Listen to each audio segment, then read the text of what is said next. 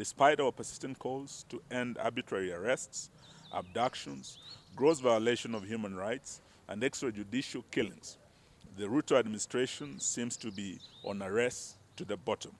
That is to anarchy. ETV Africa News at this hour. Very much, ladies and gentlemen of the press. We have a press statement here by the United Opposition on the escalating human rights violations and political intolerance in Kenya and the region.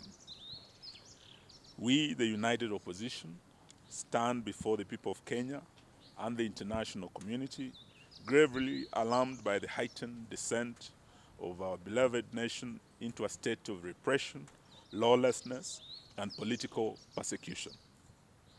Despite our persistent calls to end arbitrary arrests, abductions, gross violation of human rights, and extrajudicial killings, the Ruto administration seems to be on a race to the bottom. That is to anarchy. In recent days, the country has been plunged into a disturbing pattern of political repression and targeted violence. Most shocking was the brazen abduction of the Honorable Member of Parliament for Juja constituency, the Honorable George Koimburi, whom we have visited this morning, and who was forcefully taken by unidentified assailants on a Sunday. He had gone to church, only to be later found tortured and dumped in a coffee plantation somewhere in Kiambu, literally fighting for his life. The horrifying incident is not isolated. It's part of a chilling trend where elected leaders and citizens, particularly Gen Zs, aligned with the opposition, are being systematically targeted to silence any dissent against this regime. In Kakamega, what was meant to be a peaceful homecoming for our colleague, Honorable Cleophas Malala and the supporters of the DCP party, was quickly turned into a war zone as police deployed excessive force, including live ammunition, to disperse opposition supporters. A few days before, the same cruel pattern faced innocent, peaceful citizens in Bungoma protesting against the grabbing of the Nzoia Sugar Company. This use of disproportionate force on unarmed civilians is not only unlawful, but represents a dangerous erosion of the right to assemble as enshrined in Article 37 of the Constitution of Kenya. Moreover, we have repeatedly raised the alarm over the state-enabled culture of impunity, where political hooligans are mobilized to disrupt opposition events violently. These criminal gangs operate openly, often shielded or even escorted by state security forces.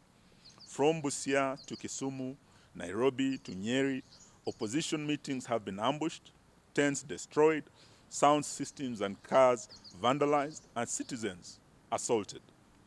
While the police stand by, or worse, collaborate in this chaos, this is no doubt a state-sponsored political terrorism. We also condemn, in the strongest terms possible, the murder of two Catholic priests, Father John Minor, who had just recently hosted the second deputy president. We also condemn the death and murder of Father Alois Cheruiyot Bet, who had also been paid a visit by DCI officers, only to be murdered shortly thereafter. We are in solidarity with the Catholic Church in demand for justice and holding to account those responsible for these heinous crimes. These violations are not only gross violation of the Kenyan Constitution, but also a violation of the African Charter on Human and People's Rights and other international rights statutes, including the Universal Declaration of Human Rights 1948, to which Kenya is a signatory, the International Convention on Civil and Political Rights, ratified by Kenya as far back as 1972, the African Charter on Human and People's Rights, which enshrines the right to liberty, assembly, and freedom of expression. These legally binding instruments obligate the state to protect, not to persecute, any of its citizens without exception. We are deeply disturbed by the growing role of private sector enablers in this crackdown. We call out telecommunication companies, in particular Safaricom, which may have turned a blind eye, or worse, actively collaborated with the regime in surveilling, tracing, aiding, and abducting of these citizens. We demand that they publicly account for the data they provide to security agencies and affirm their commitment to protecting the rights and privacy of their customers. We equally put on notice all political and business elites, those who fund the goon squads, those who lobby for the maintenance of tyranny, and those in the diplomatic community who remain silent as Kenya burns. History will remember your complicity. To the Kenyan people, we say, do not be silenced. The repression we face today is not just about politics. It's about the very soul of our nation. When voices are muted through fear, when leaders are abducted in broad daylight, and when bullets are fired at peaceful gatherings, the silence of one becomes the silence of all. We urge every citizen, civil society groups, religious leaders, and international allies to stand in solidarity with us in demanding, one, an immediate cessation of politically motivated violence and abductions, enforced disappearances, and extrajudicial killings. Two, accountability for the telecoms and private actors enabling illegal surveillance, tracking, and data breaches. Three, an end to state-backed disruption of peaceful political assemblies. Four, the protection of constitutional rights, including the freedom of assembly, association, expression, and political participation.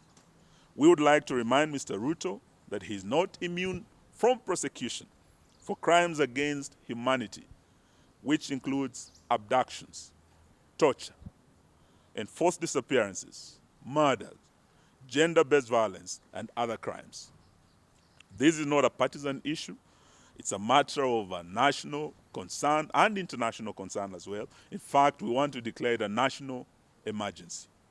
We will not relent until justice and the rule of law is restored and every Kenyan can live and speak without fear in this country. That's the end of our statement. Thank you very much.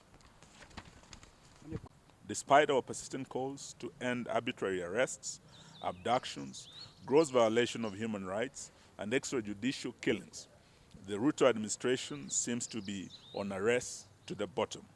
That is to anarchy.